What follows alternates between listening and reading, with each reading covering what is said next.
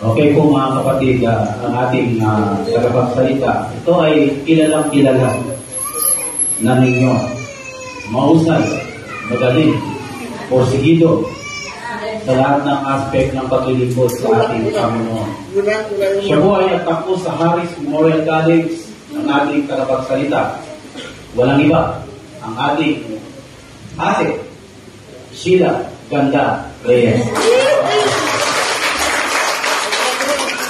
Pastor, pag nagpapakilala parang it's getting ready to rumble.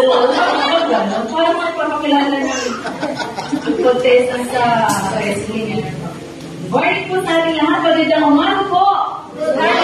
And happy Christian Education Sunday. Hindi lamang po tayo ang iglesia na nagdiriwang ng selebrasyon na ito, kundi ang kalahatan po ng buong Metodista sa Pilipinas. Sapagat ito po ay linggo ng pagbibigay tingkad sa ating pong edukasyong Kristiyana. Nice ko din pong i-appreciate si Pastor dahil po kanina nilalanghala niya as much as kaya niyang maalala yung mga naglilingkod sa atin. Alam niyo po ang ating 3 wheels ay maganda ng sakyan ngayon. Napakatingkad na ng kulay niya, bagong upholstery, ginasasa ng church, sa leadership din ng ating pastor. At kung isang araw, si pastor, siya rin ang nagdala sa mekaniko para ipa-change oil at para ipa-tune up ito. Ayan. At siya rin ang driver natin kahit kung saan nagpupunta. Kaya lang po, sabi niya sa akin ng isang araw, Sister, kailan ba kita tuturo ang i-drive ang 3 wheels? Kaya po yung isang araw na nandun kami sa Banag, sinakyan ko talaga, tapos tinuturuan niya akong gamitin yung dito sa kaliwa, ang clutch. Kasi po yung motor ko, wala namang ganon. Namamatay po yung makina. Talagang desidido siyang turuan akong i-drive yung 3 wheels. Kasi, hindi naman dahil sa ayaw niya nang i-drive. Sabi niya, para kasi sir, pag marami tayong sasakay, ikaw yung sa 3 wheels, akin yung tricycle ko, isakay natin silang lahat. Sabi ka naman yung pastor. Pero po, yun ay na-appreciate namin, Pastor. At sa susunod daw po kasi Pastor, kasi naghahanap siya ng mga pagawain. Lately po, yung mga kulot natin buhok, baka yun ang ipapasok. Praise God. Salamat, Pastor, sa inyong pong pagsusumikap na ito. Nung bata po ako, laging sinasabi sa akin ng magulang ko, ng mami daddy ko, mag-aral kang mabuti, anak. Sa gayon, pag ikaw ay makapagtapos ng pag-aaral mo, mabibili mo ang lahat ng iyong gusto. Tumatakbo sa isip ko yun, at ang sabi pa ng daddy ko, tignan mo kami, hindi nakapagtapos. Kaya hirap, sabi po ng daddy ko. Kaya naman, nung naaalala ko yun, na magtapos ng pag-aaral, para mabili lahat ng mga gusto. Totoo nga. At kung tayo mga kabataan ay nakinig sa ating mga magulang na mag-aral mabuti upang pagdating ng panahon ay magiging maginhawa ang ating buhay.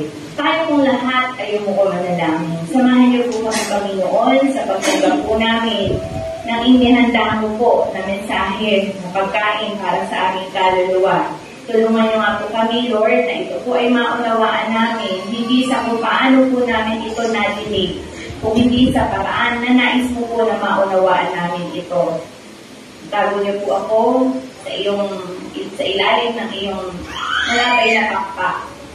At matagpuan po namin ang kapayapaan habang kami ay tumatanggap ng iyong mga salita. Makita at maunawaan po namin, Panginoon, ang kahalagahan ng pag-aaral ng iyong mga banal na salita. Sa pangalan ni Jesus. Amen. What is Christian education? Ano ang pagkakaibahan nito sa sekular na edukasyon? A very important topic na dapat ay bigyan natin ng diin. Ang sekular na edukasyon o ang pag-aaral na nire-require ng kabuhayan natin na kung bakit pagtungtong ng 4 years old o ng 5 years old, kailangan ang bata ay tumatahak sa kanyang pag-aaral.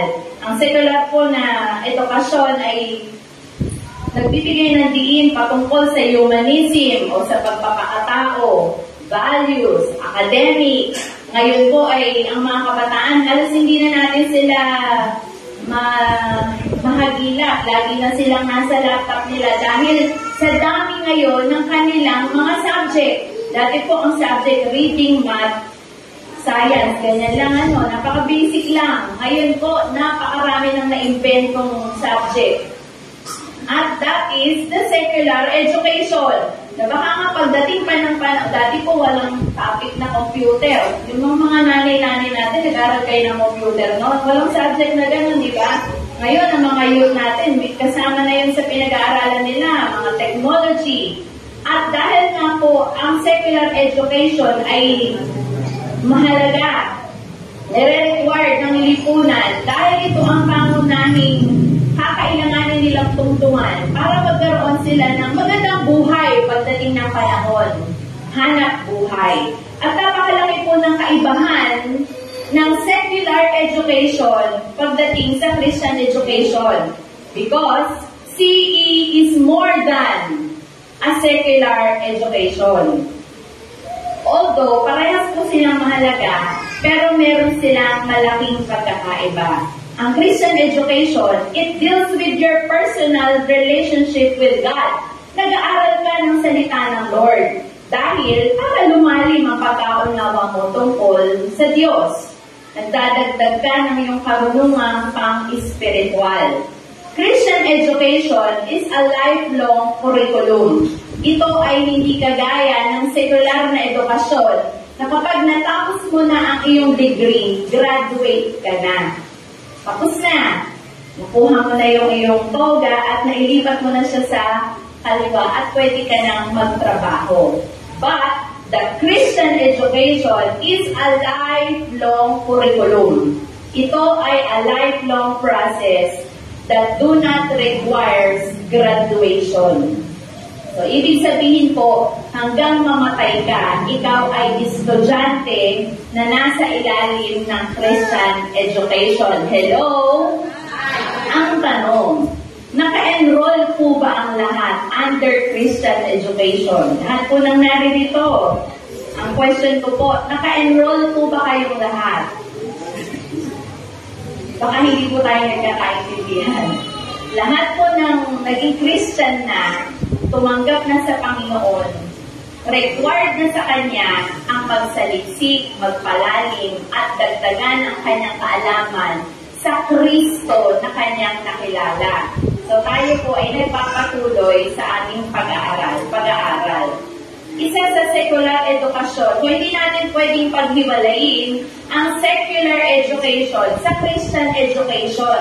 Kaya nga po, doon sa ating mission sa Dulong Malabon, meron po tayong 21 na mga mula kinder hanggang meron na po tayong high school ngayon doon na pinag-aaral natin, binibigyan natin ng allowance. Po. Kasi gusto natin na paghusayan nila yung kanilang secular education. At dahil nga, habang sila ay nag-aaral, mahalaga rin na natututunan nila ang Christian education, kaya bago sila tumanggap ng allowance na ito, required silang umattend ng pananambahan, maging kasama ng kanilang magulang. Yung kanilang guardian, ang ating pong outreach ngayon, medyo mahigpit. Sabi niya, kapag hindi sumimba ang nanay ng bata, maging yung bata, hindi tatanggap ng allowance. Bakit nga po ba? Kasi ang gusto natin, tulungan sila sa kanilang sekular na pag-aaral at ganoon din naman, man-nurture sila sa kanilang Christian education. Kaya maraming salamat po sa ating 17 ba na sponsor, Marvin. 17 lang ang sponsor natin, imagine. Pero 21 yung ating pinag-aaral. Praise God at alam po namin na madadagdagan pa yung ating mga sponsors para maipagpatuloy po natin ating mission na ito sa ating mga estudyante sa Dulong Malabon. Ang sarap balikan yung araw, lalo na kung ang kausap ko po ay yung mga matatanda na. Si Tita Ine, si Tita LB, nasama si Tita LB ko ayon. Pag ang mga matatandang kausap ko, si Ate Ivy, Ate Ivy ko naman ka sa matanda. Basta yung mga yan, yung mga dati ng mga manggagawa, ayan si Nanay Revy, kapag sila ang kausap ko at nagre-reminis sila, ka dati, masayang mag-Sunday school. Di ba po nun, uso ang Bible quiz? Talagang hindi nawawala sa iglesia. Ang saya noon, na prioridad pa o buhay pa ng iglesia ang pag-aaral ng salita ng Biblia, ang mga Sunday school. Naalala ko pa noon, kabisado namin ang aklat sa Biblia. Genesis, Exodus, Leviticus, Numbers, Deuteronomy, ganyan. Nung si Pam ay bata pa, sila yung batch yata na huli na alam kong nare-recite nila. Yan, yung, i-recite kaya ulit kayo, nalimutan na. Pero yung mga young generation ngayon, parang hindi na na-highlight ito na. Kaya pag sinabing buksan ng Biblia sa Marcos, naku po, ang pagbubuklat ng Biblia, yung binabalasang ganyan. Kasi hindi alam kung nasaan ang Marcos. Buksan sa pahayag, binubuksan doon sa unahan. E ang pahayag ay nasa dulo. Hindi na maalam. Dati po yung mga kabataan, uso pa yung Bible drill. Para pag sinabing Mateo, ayan ang Biblia, Mateo. Pagbukas mo ganun, Mateo na yan. Kasi alam mo kung nasaan gawin siya. Ganoon ang pag-aaral namin noon, nakakamiss. Ganon din po yung ating ang paaralang lingguhan natin noon dito sa Inaon, may Sunday school ng bata, may Sunday school ng youth, nandun sa swing, naalala nyo? May Sunday school ng kababaihan, hiwalay yung matatanda, kanya-kanya tayo ng pag-aaral. Nakakamiss po ito. Nais ko pong samantalahin at gamitin ang National Manila Episcopal Area na team na Reclaim, Revive, Renew. Nais ko po itong gamitin bilang pagpapatingkad sa ating pagpapahalaga po sa edukasyong Kristiyana. Una, let us reclaim our identity, who we are as a Methodist. Sino ba tayo bilang mga Methodista noong una? Kilala ang Methodista sa pag-aaral ng Biblia. Amen? Amen. Pag sinabing Methodista, hindi niya pwedeng alam ang kanta na ito.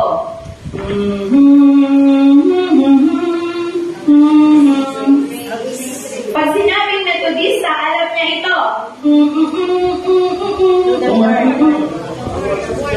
Pag sinabing Methodista, kaya niyang kantahin ito.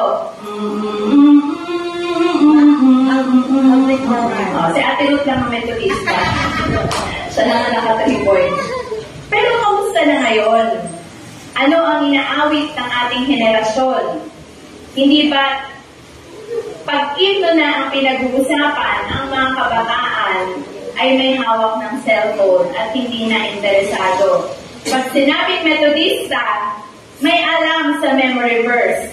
Saan natatagpuan ang sapagkat gayon na lamang ng Methodista si Ate Diana. Saan natatagpuan ang mabuting pastol? The Good Shepherd.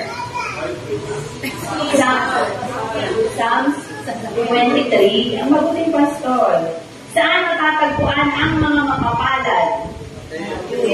Mateo 5. O, Methodista asawa ko. Saan aklat nasusulat ang 10 utos? Ilan ang bilang ng lumang tipan? Ang bagong tipan. A total of. Methodista kayong lahat. Ngunit kamusta na ang kanilang nalalaman ngayon sa Biblia? Tila wala na din silang interes na ito ay alamin at matutunan. Unti-unti nang nananakaw ng panahon ang dating magagandang aralin. This is our identity. We are a Methodist. And being a Methodist, we are not only being a Methodist, we are sons and daughters of God. And being the inheritor, o tayo po yung mga tagapagmana, ang bigyan ng halaga ang pag-aaral ng Biblia ay isang tatak ng anak ng Diyos. Amen? Amen. Number 2. So number 1, so let us reclaim. Pag sinabing reclaim, agawin natin muli yung mga ninakaw sa atin. Yung ating identity ng pagiging Methodista, ibalik natin. Ano bang sa actions pa lang natin, ng paghawak ng Biblia, pagre-recite ng verse, alam na ikaw ay Methodista. So let us reclaim our identity. Anak ako ng Lord, alam ko ang mga verses at ipinapamuhay mo ito. Pangalawa, let us revive our passion. Ano ba yung i-revive? Ang revive kong salita, ginagamit ito sa mga malapit na mamatay. Yung sini-CPR. Ganyan. Para bumalik yung tibok ng puso. At Naniniwala po ba kayong ang Christian education ay nasa estado na siya ng naghihingalo? O tumatango po kayo, yung iba hindi naman naniniwala kasi yung iba naman, pinagpapatuloy talaga ito. Kaya lang, hindi na siya sa buong iglesia nangyayari. Parang ilan na lang ang interesado. Kaya po ako naniniwala ako, baka kailangan na siyang i-CPR. Baka kailangan na siyang i-revive at panumbalikin ang kanyang dating sigla. Alam natin ang very powerful verse na ito. Sabi po sa Revelation chapter 2 verse 4, ang pag-ibig mo noong una kang sumampalataya ay nanlalamig na. Sabi mo nga sa katabi mo, nanlalamig ka na. Opo, hindi giniginaw kasi mainit po sa lugar natin ngayon. Pero sabi po sa Pahayag chapter 2 verse 4, ang pag-ibig mo noon sa Panginoon, yung alab mo noon, yung kagustuhan mo noon na makilala si Lord, ang sabi sa Pahayag, nanlamig ka na. Papikin mo ulit yung katabi mo, nanlamig ka na. Mag-init ka ulit. Atin muling alalahanin yung panahon na ikaw ay unang nakakilala sa Panginoon. Hindi ba't gusto mong nakakadalo ng gawain?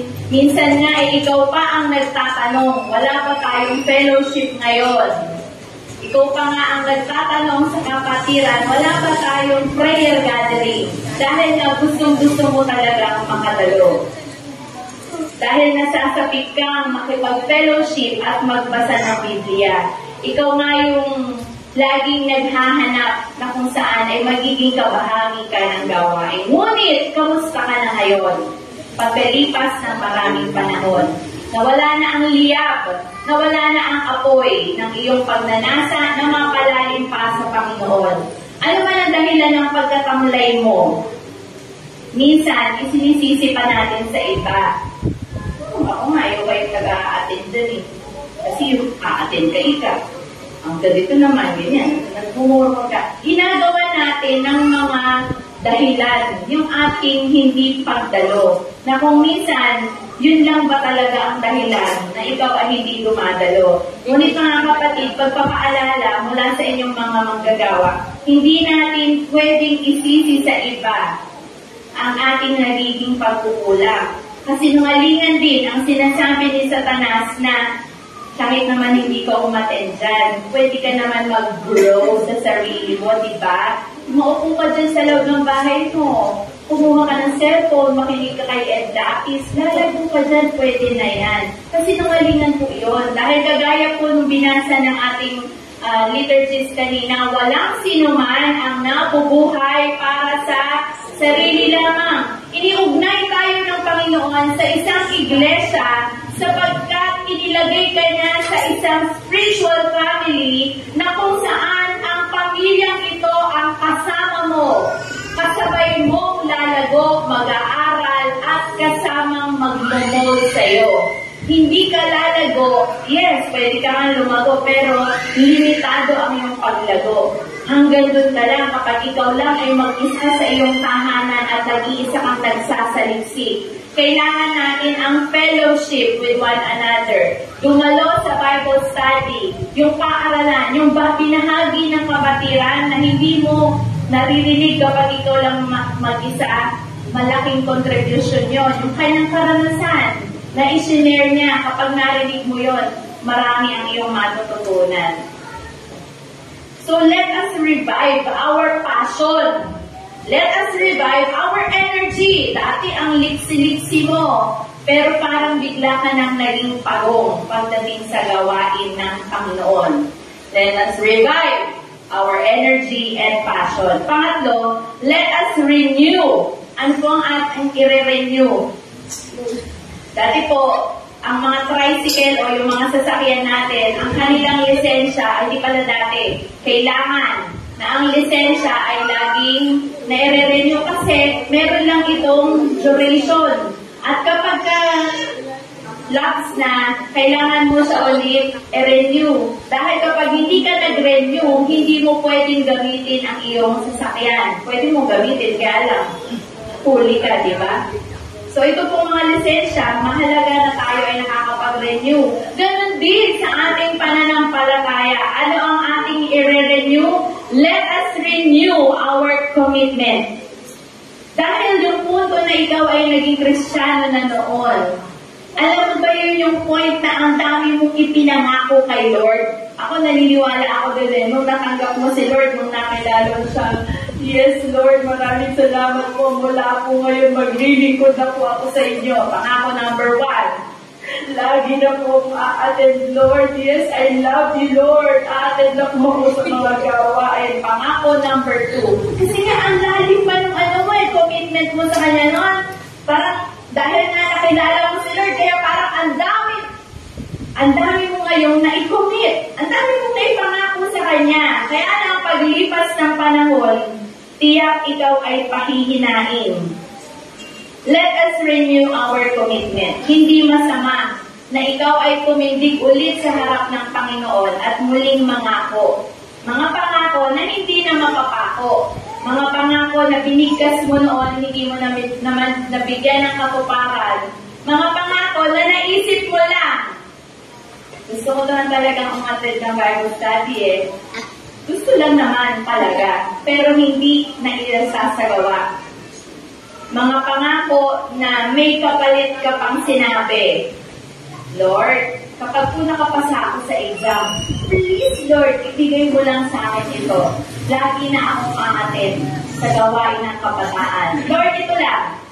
Pag sinagot lang ako ni Lord, pag po nagkatrabaho na ako, o kaya, itong trabaho na to, Lord, ibigay mo lang sa akin, buong ikapu ko, buong pampati ikapu ng kapitbahay ko. Ang dami natin ipinangako kay Lord, ang dami natin ikinomit kay Lord. Pero lumipas ang panahon, nalilimutan na natin, ay, meron ka palang i-promise kay Lord. Sa mga kapatid, hindi masama na ikaw ay muling magkakalaga at muling mangangako kay Lord. Pero this time, ay tototohanin mo na. Amen? Total po, Christian education naman ngayon, magkaroon po tayo ng exam. Gamitin niyo po ang inyong kanang kamay nung nakaganito, ang kaliwang kamay ay nakaganito. Yung yes ay sa kapila, yung no ay dito. Itago niyo na lang po para hindi mo makita na katabi niyo yung score ninyo. May tanong po ako, pagka ang sagot niyo po ay yes, scorean niyo po yung sarili niyo. Kapag ang sagot niyo naman ay no, scorean niyo din. So tandaan niyo, alin dito yung yes, alin ang no. Ready na po kayo? Sige, mag-exam po tayo. Nasaan ang scoreboard mo? Dumadalo ka ba sa pag-aaral ng Sunday School? O dumadalo ka ba sa paaralang lingguhan? Wala naman Sunday School. Pero po kasi si Pastor, before mag-worship, nag-aano siya, nagtuturo-turo. O, yes or no? Sige, yes ko na nga. Score nyo na yan. Sige, kahit hindi ito mo, yes nyo, may 1 point na sa yes. Kasi wala Sunday School. O, bonus point. Number 2. Question number 2. Maaga ka bang nakakapasok sa pananambahan? Yes or no? Kasi habang ni Kuya Jojo, Question number 3. Seryoso po ako dito mga kapatid. Iskoran niyo po yung sarili niyo. Assess niyo po ang inyong sarili. Dumadalo ka ba ng mga Bible study? Yes or no? Question number 4. Madalas ka bang present sa midweek? Number 5. Nagbabasa ka ba ng Biblia? Number 6. Patingin nga ng mga daliri. Number 6. Kapatid, pagutaguin mo Parang yung mga sinisilid yung question number 6. Araw-araw ka bang nananalangin? Number 7. Uma-attend ka ba palagi ng Sunday worship? May point na kayo kasi present kayo ngayon. Number 8. Last question. Madalas ka bang dumadalo? Ay, ito na pala yun. Parehas na pala. So, ang question po natin ay 7. Ano ang ilan ang points mo sa yes? O huwag nyo naman sabihin, dahil alam ko naman pasado po kayo dyan. Yung kung mga naka-perfect na score, nasa langit na po kayo. Yun naman po mga kulang pa sa score, mga kapatid. Sa teacher, ang ano ba ang passing score ng 7 ate? 4. Passing score. At least 4, no? May 4 na score ka. Kapag ang score mo ay 2 lang, o kaya 3 lang, mga kapatid, mas lalo ko pong kailangang patingkalin. At dito po ako magtatapos. Kung mabababa po ang score ninyo sa inyong sarili, mas kailangan po namin sabihin, let us reclaim our identity, who we are as a Methodist. Let us revive our energy and passion, and let us renew our commitment. Let us go back to Christian education. Sa pangalan ng Ama, ng Anak, at ng Banal na Espiritu. Amen.